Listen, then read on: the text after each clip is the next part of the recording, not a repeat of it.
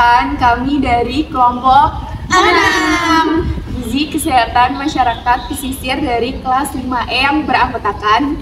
Perkenalkan, saya Muhammad Farul Abdullah dengan 3 digit tim terakhir 269.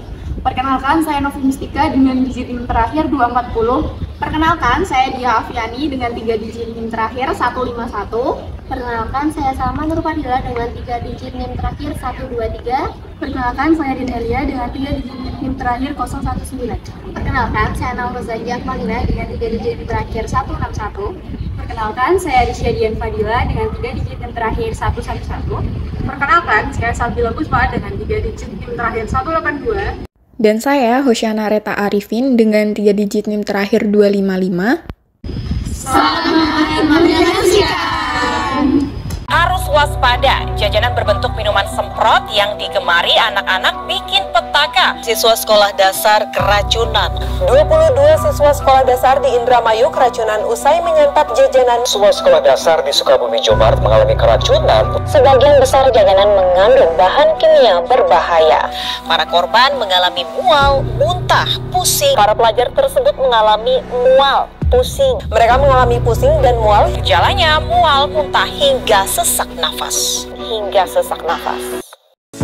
Hasil pengawasan dari Badan Pengawas Obat dan Makanan atau BPOM menunjukkan bahwa jajanan anak sekolah yang tidak memenuhi syarat berkisar antara 40 sampai 44%. Jajanan anak sekolah tidak memenuhi persyaratan keamanan pangan disebabkan oleh penggunaan bahan berbahaya yang dilarang digunakan untuk pangan seperti formalin, boraks, zat perwarna, rodamin B, dan metanil yellow.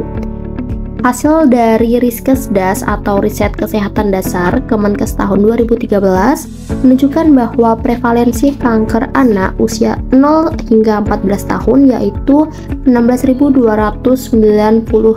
kasus. Konsumsi jajanan merupakan kebiasaan yang sering dilakukan pada anak-anak. Mereka seringkali membeli jajanan saat di sekolah, pada waktu istirahat, dan pada waktu pulang. Jajanan yang dibeli biasanya berupa cilok, telur gulung, es cetek, dan masih banyak lagi.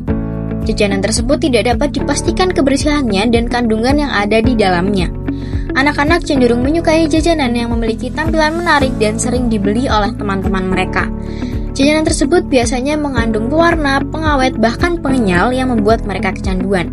Pengaruh teman sebaya, serta tampilan yang menarik menjadi salah satu faktor mereka mengonsumsi jajanan di luar sekolah.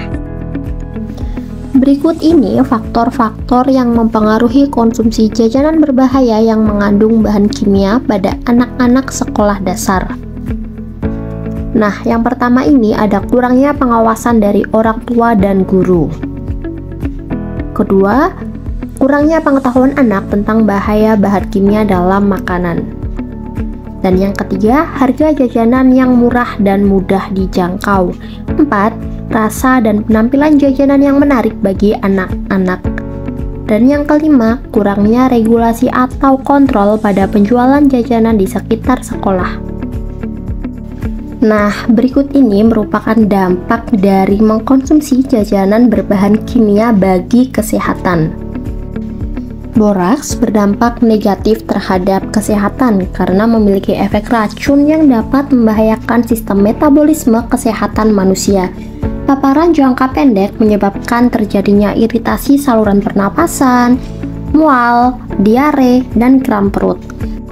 Sedangkan paparan jangka panjang menyebabkan gangguan sistemik seperti kerusakan gangguan saluran pencernaan, hati, lemak, dan menimbulkan depresi, kerusakan ginjal, serta gangguan membran mukosa.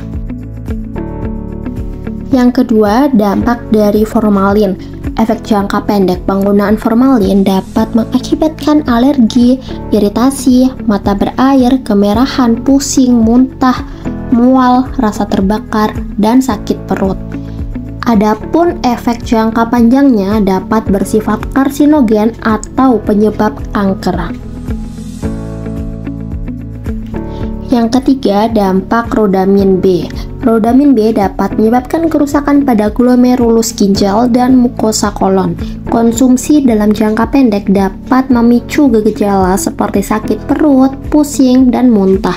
Penumpukan rodamin B dalam tubuh dapat mengganggu fungsi sel dengan bereaksi secara kimia dengan berbagai komponen sel sehingga menyebabkan kematian sel dan kerusakan organ. Beberapa upaya yang dapat diterapkan untuk menangani masalah kesehatan anak sekolah akibat konsumsi jajan sembarangan yaitu sebagai berikut.